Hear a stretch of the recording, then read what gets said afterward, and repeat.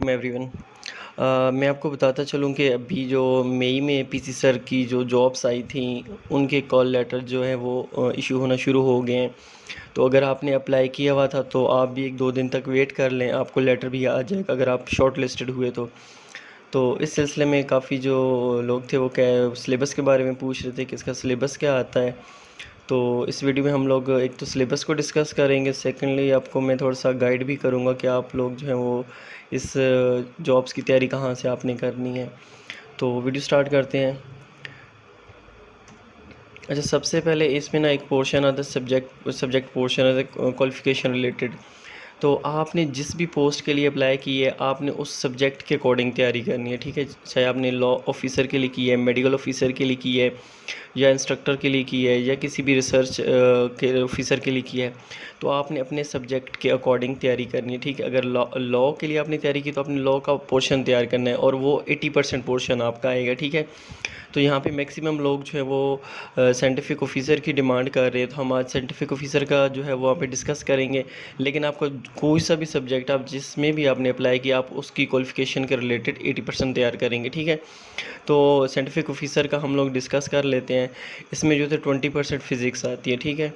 और सेकेंडली जो 20% है वो केमिस्ट्री आती है, और बायोलॉजी भी 20% आती है, और एवरीडे साइंस भी हमारे पास 20% आती है। अब साइंटिफिक ऑफिसर वहाँ पे मेंशन है, ये नहीं मेंशन केमिस्ट्री का है या फिज़िक्स का है। तो इसमें फुल चारों पोर्शंस आते हैं। फिज़िक्स केमिस्ट्री मैथ तो आपको पता है कि क्या चीज़ें हैं, लेकिन एवरीडे साइंस जो है वो ये थोड़ा सा इन चीज़ों से हट के, जैसे कि इसमें पूछ लेते हैं कि कौन सा स्यारा है जो सूरज के करीब है, या निज़ामी शमसी का कौन सा स्यारा सबसे बड़ा है, या अर्थ की लेयर्स कौन सी हैं, एटमॉस्फेयर की लेयर्स कौन सी हैं, या इनके टेम्परेचर्स कौन से हैं, या विटामिन्स के बारे में पूछ लेते हैं कि विटामिन के किस लिए होता है, या ब्लाइंडनेस के लिए कौन सा जो है किस की वजह से ब्लाइंडनेस होती है विटामिन्स की वजह से। तो ये जो सारी चीज़ें ना, इस तरह की जनरल चीज़ें ये एवरीडे साइंस के पोर्शन में आती हैं। बाकी फ़िज़िक्स केमिस्ट्री मैथ तो आप इजीली वैसे भी तैयार कर सकते हैं। तो ये तकरीबन 80% पोर्शन जो है वो सब्जेक्ट पोर्शन आता है, ठीक है। तो आपका कोई भी जॉब के रिलेटेड है, तो मतलब जो भी स्पेसिफिक जॉब है आपने उसके रिलेटेड उसका तैयार करना है। तो हम लोग यहाँ पे साइंटिफिक ऑफिसर का बेसिकली डिस्कस कर रहे हैं, ठीक है। अच्छा, नेक्स्ट इसका 20% का ना जनरल पोर्शन आता है, ठीक है। और ये 20% का जो जनरल पोर्शन ये सब के लिए सेम पोर्शन है, और इसमें 3 चीज़ें आती हैं हमारे पास। एक जीके होता है हमारे पास, सेकेंडली हमारे पास स्पार्क अफेयर, और थर्डली हमारे पास होते करंट अफेयर। ये तीनों को मिला के 20% का जो पोर्शन होता है वो जनरल नॉलेज का आता है आपका, ठीक है। और इसके अलावा 80% मैंने आपको बता दी है। अब जहाँ तक तैयारी की बात है तो वो आपने कहाँ से करनी है।